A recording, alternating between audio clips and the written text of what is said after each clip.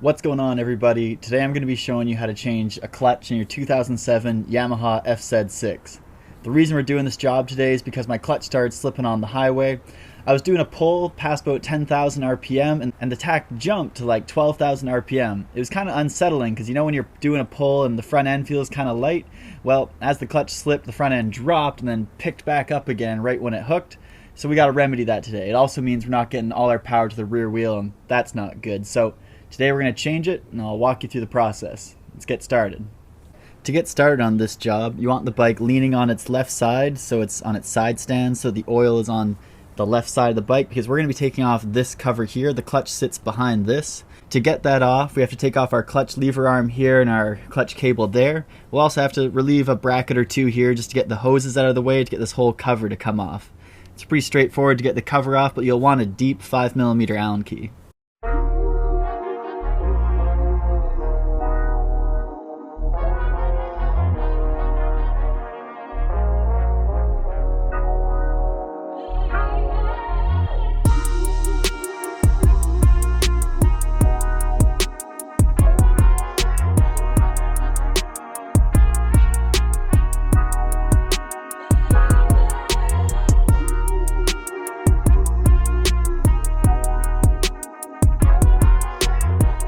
With the clutch cover off, you can see the whole thing. There's a couple marks to keep in mind. This one on the pressure plate here is supposed to line up with the clutch boss. I'm still trying to find that other mark. But when you take apart a clutch, the key thing to remember is pay attention to detail and the sides and the order that everything came out. Worst come to worst, if you take it apart and you don't know how to put it back together with the new parts, you can at least put it back together with the old parts if you keep it all in order. So be very orderly and very neat when you're taking everything apart.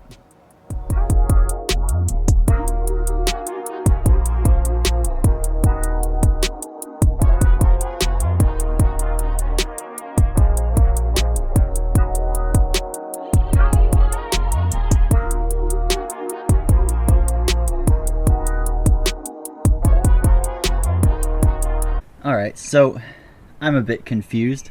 I've taken the clutch apart and the clutch discs look okay. I know you can't see it that well from there, but I've measured it. In the manual I have right next to me, it tells me that the friction plates should be between 2.92 to 3.08 millimeters, and these are spot on. These are 3 millimeters on the dot, so they're a tiny bit worn, but they still have... They're right in the middle of the thickness, basically, that they could be. So these are fine. They also look fine. They're like, you can feel the edges. They're not burnt. There's no blurring of the pads. They look okay. So then I thought, maybe it's the springs. So I got the springs out. I got one here for you. I got one of these out, and that's the piece that holds the pressure plate on. And in the manual, it says the service limit is 52.3 millimeters, but the minimum length is like 54, and the free length should be about 55. So basically they can't be any shorter than 52, they should be around 54. So when I measure it, they're good too. They're right around, they're about 54.3. So it's good as well. So it's a mystery. Why is my clutch slipping? If the plates are good, they're within thickness, the discs, like the steel discs don't look burnt, the springs are fine for length, like they're not shrunk and like compressed and obliterated after the mileage. Why would my clutch slip? I did an oil change not too long ago with the proper oil.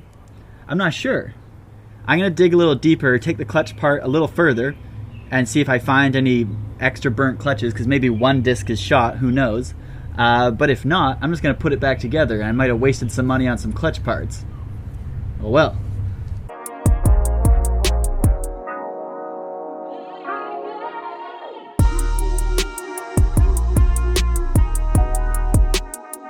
Well, I'm kind of stumped.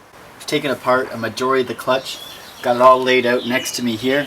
None of it looks burnt. I haven't measured every single disc, but the one I did measure is right in the middle. I'm not sure.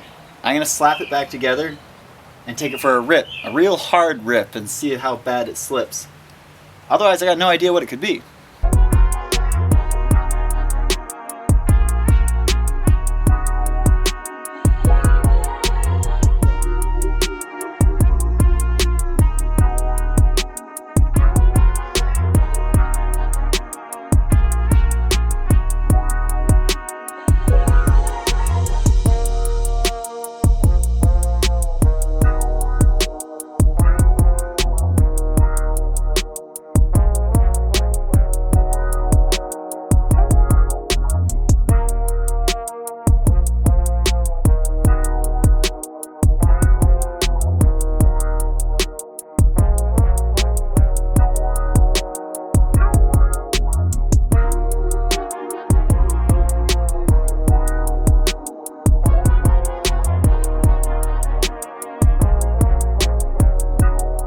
Well guys, it's a new day. I took the bike out for a hard ride last night, lots of pulls through peak power and the clutch didn't slip.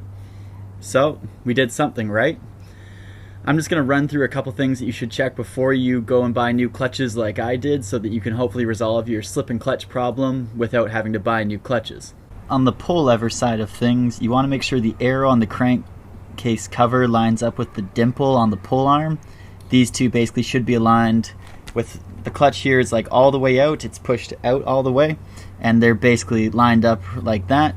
That helps you set up with your clutch free play that we'll talk about in a sec. Your clutch lever free play is measured like this. Basically it should be between 10 and 15 millimeters of play. So you can see I've got the lever pushed all the way out here, and when I pull it in, it should be about 10 to 15. This is just a hair over, maybe close to 20, maybe 18, but that's the measurement you're looking for. When it's all the way out, on the angle, bring it in. If you have too much, your clutch will grab really close to the handlebar, and to adjust how much free play you have in your clutch lever, you turn this knob right here. Basically dialing this lever where your cable comes in and attaches to the lever body, in or out. If you've lined up your two marks on your pull arm that I just showed you, the arrow and the dot, then you should be able to use this to get it within the range. Well, that about wraps it up on the clutch on the FZ6. This job can seem kind of daunting to a lot of new mechanics, but it's honestly not that hard. I'd say the trickiest part is getting this pull lever aligned on the splines. It can just be tricky, it's finicky, you can't break anything in the process. It can just be kind of tricky getting it lined up right. Just take your time, have some patience, and you'll get it sorted. As for the clutches, like I said earlier in the video, when you're taking out the plates, you want to lay them out in an order that you can remember, that's very obvious and even across all the plates, so that if the new plates, you can't get them to stack right or something like that, you can always throw in the old plates and put them back together. So be very orderly when you're taking it apart. That way, if the new parts don't work, like I said before, you can slap in the old parts and make it work and at least figure out the problem for another day. If any of you guys have any ideas about why my clutch might have been slipping and something I missed in this video, feel free to drop it down in a comment below. As always, thanks for watching. Please smash the like button, subscribe for more FZ6 content, and have a good day. Thanks for watching.